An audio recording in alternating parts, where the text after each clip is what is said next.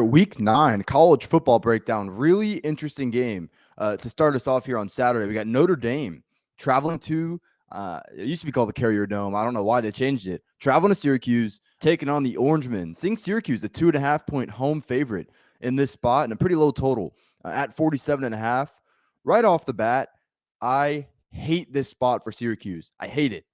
You're coming off that Clemson game last week, tight game down the stretch, had some things not go your way. This is a tough spot to pick yourself up in because that very next week, you're having to play another really physical team in Notre Dame that's really good in the trenches. This is going to be a tough challenge, especially early on for Syracuse. I do think that game last week was a little bit misleading, especially the final score. Give Syracuse credit. They forced DJ Uiagalelei out of the game. That is a good secondary, and they do have the ability to do that.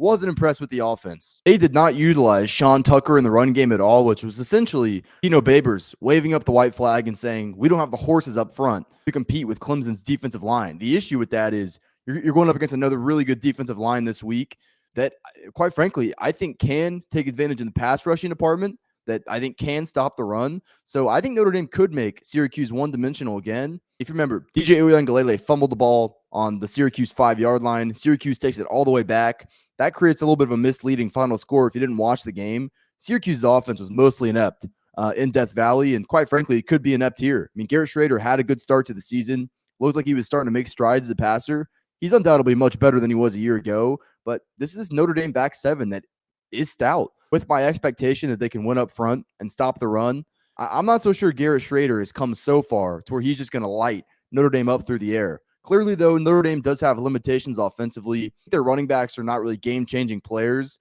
They do have Estime, who definitely is the highest upside in that room, but he's dealt with fumble issues, and he's gotten punished for it quite harshly, honestly. I mean, he's still the best back on the team, and his usage has gone down a little bit. They're obviously on their backup quarterback with Drew Pine. One key aspect, I mean, the best player on the field, either side, tight end Michael Mayer.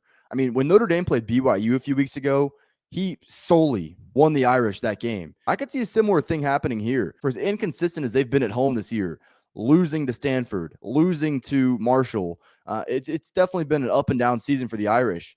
They went on the road and beat North Carolina handily a few weeks ago. They stepped up well on the road against Ohio State as well. I wouldn't be necessarily afraid to back the Irish on the road because they're good up front, and I think they're good enough in some of their skill positions. I've talked down on that this year, but that was with the notion that Notre Dame was a top 5 team. That's dispelled now. I still think they're a pretty solid group.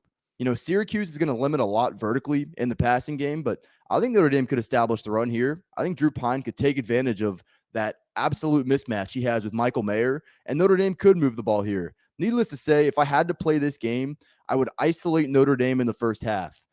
Take them +1, +1.5 in the first half.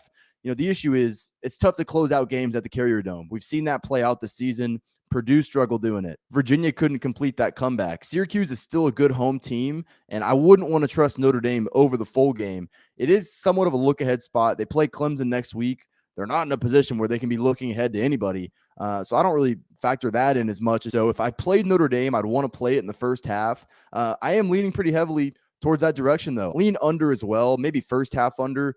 This just feels like a game where I want no part of the second half. This could be a game where both teams are going to pull out all stops late in the game. We've seen that with Syracuse already this year. I have no interest in playing this game in the second half. My best look in this game is Notre Dame first half plus the 1, plus the 1.5. You see this shirt. Halloween's coming up. We got the Halloween theme. Head over to proud90.com. Unique but very comfortable polos as well. With the colder weather coming, also got a great selection of hoodies and quarter zips. Proud 90 has got all your golf apparel needs. If you see anything you like at proud90.com, use code Fordham at checkout. It's going to get you 15% off your entire order. Code Fordham at checkout is going to get you 15% off your order. Support me, support Proud 90. The rest of the information will be in the description below.